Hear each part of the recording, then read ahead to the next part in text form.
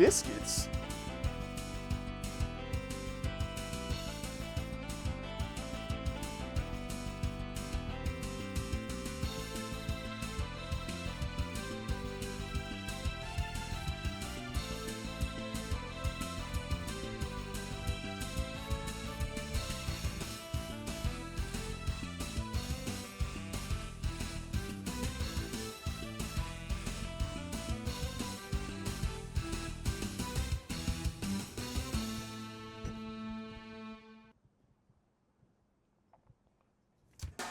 That was a bop. All right, today we're reviewing a fighting game that's, let's just say it walks between Street Fighter and softcore anime DVD porn. I'm just saying. This is Advanced VG, also known as Advanced Variable Geo. It's a 90s anime fighter that's part martial arts and part questionable life choices. I'm the most determined soul, CJ Berry. Join me in Rate That Fighter and trying to figure out what this game is.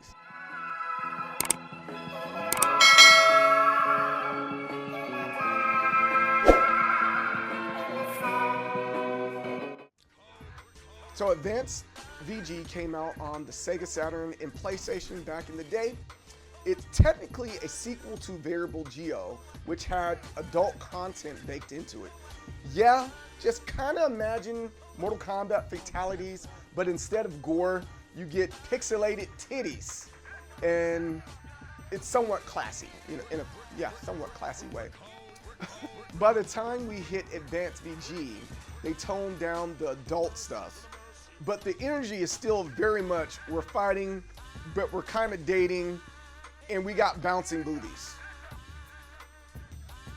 The roster is basically a who's who of anime fighter tropes. You've got your martial artists, you got your schoolgirl with dangerous kicks, the dominatrix energy fighter, and of course, the chef who beats you up with a frying pan. Because hey, why not? Every character looks like they belong in either a fighting game or a questionable VHS tape from Blockbuster's Behind the Curtain section. How many of you guys know about the Behind the Curtain section? You know what? Don't answer that question. I'm not here to judge you. Let's talk a little bit about the gameplay before we actually rate this game. It's surprisingly not complete trash, but it's somewhat decent. It's a 2D fighter with the 6-button layout.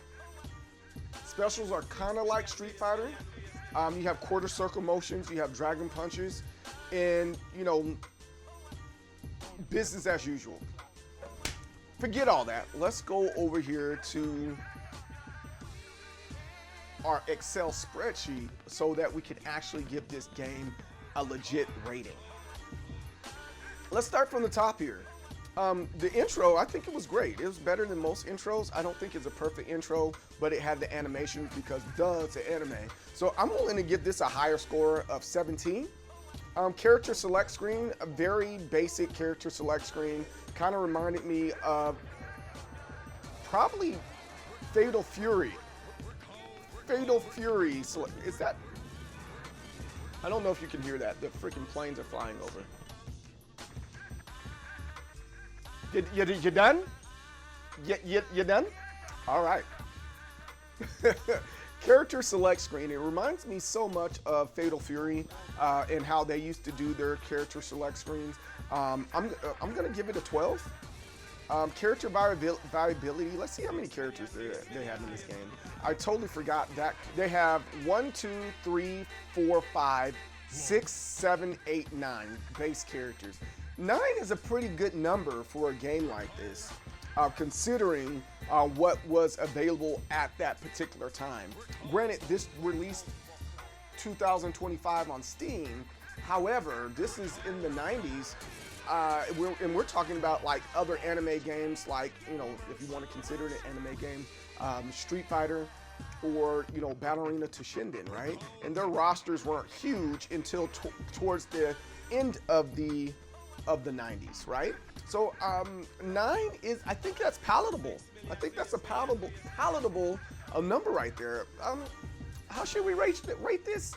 Maybe we should give this maybe with 9. And for what was going on in that time, I'm gonna give this this is another 12, because I think they probably could have gone with 12. But again, I'm not familiar with this particular anime, and I'm assuming that these are the only characters that are available because of the story of the anime. But I think they probably could have added a few more. Character design. I think the character designs are cool. They do from top to bottom all the different anime tropes that are available, especially for that time. So the character design, I'm gonna say, was nice. I give that a 13. Game mechanics, I don't think they were that great. I don't think they were that great at all. The gameplay was very bulky and loose. Does that make sense? It's like a poop, right? Just because the poop is big doesn't mean that it's not gonna come out, easy, right? It's big, came out easy, it's still poop, right? It's clunky, and it moves smoothly and slick. The buttons were, like, the inputs were responsive, but sometimes the hitboxes were slightly off. That's the best way I can say it. So I'm gonna give this a 22 because it's still playable. Game design, the background, the gorgeous backgrounds, beautiful backgrounds within the game there. Yeah, I think it's probably better than a lot of other fighting games of that time. So I think I'll give that one a 12. It looks like everything's getting a 12, doesn't it? Character customization and options, there were none except for palette swaps. So that's a 5, automatic 5. The music, I think that's the thing that everybody loves about this. Music is freaking great. Give it about a 14. Outro and game endings, bad. It just, picture, cutscene, bad. We'll give that a 7. Replay value. Now, I'm not saying that I wouldn't go back to beat this game with other characters just so that I can get achievements.